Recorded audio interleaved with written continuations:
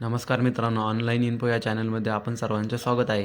जर तुम्हाला तुमच्या घरावरती सोलार पॅनल बसवायचे असतील तर सरकारने सोलार रूफटॉप योजना सुरू केली आहे. या योजनेअंतर्गत तुमच्या घरावरती सोलार बसवून देईल. ती फक्त 2500 ते 10,000 रुपये एवढी रक्कम फक्त तुम्हाला भरावी लागेल आणि 95% अनुदान राहील.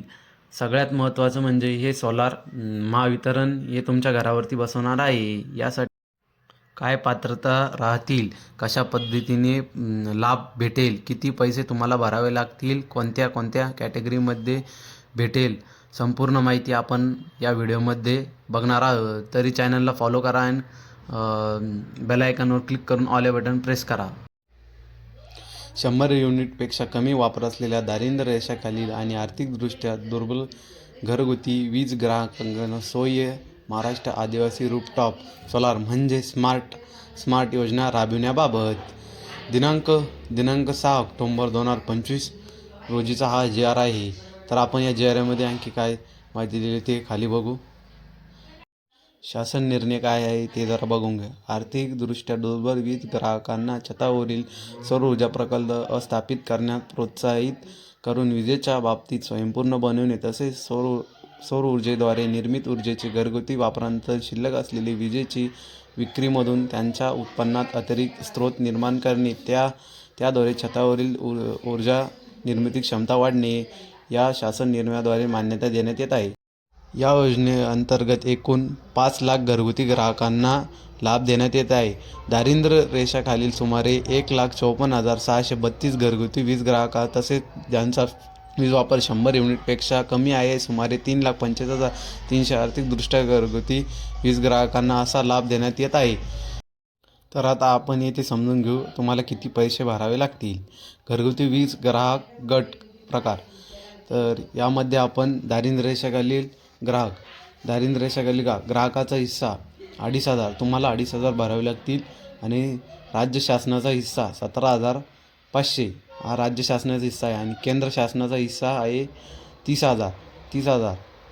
आपल्याला फक्त 2,500 भरावे लागतील दारिद्र्य रेषेखालील ग्राहक. तसेच 100 युनिटपेक्षा कमी वापर असणारे आर्थिकदृष्ट्या दुर्बल ग्राहक सर्वसाधारण गट 10,000 ग्राहकाचा हिस्सा, ग्राहकाला 10,000 भरावे लागतील. राज्य शासनाचा हिस्सा 10,000 आणि केंद्र शासनाचा हिस्सा 30,000. अनुसूचित जाती 5,000 आणि अनुसूचित जमाती 5,000 आणि राज्य शासनाचा हिस्सा 15,000 आणि केंद्र शासनाचा 30,000. तर या योजनेसाठी आपल्याला 50,000 इतकी गृहीत धरल्या जाणारी रक्कम मिळणार आहे. तर या योजनेस आपल्याला कमीत कमी 2,500 ते 10,000 इतके पैसे भरावे लागतील. तर आता आपण लाभार्थ्याचे निवडीचे निकष बघू. ग्राहकाकडे वैध वीज कनेक्शन असणे आवश्यक आहे. ग्राहकाच्या कुटुंबाने छतावरील सौर ऊर्जा प्रणाली स्थापित करण्यासाठी इतर कोणत्याही अनुदानाचा लाभ घेतलेला नसावा. इच्छुक ग्राहकाला राष्ट्रीय पोर्टल नोंदणी करणे आवश्यक आहे. वीज ग्राहक थकबाकीमुक्त असावे. या सर्व याच्यात पात्रता असावी. निकष.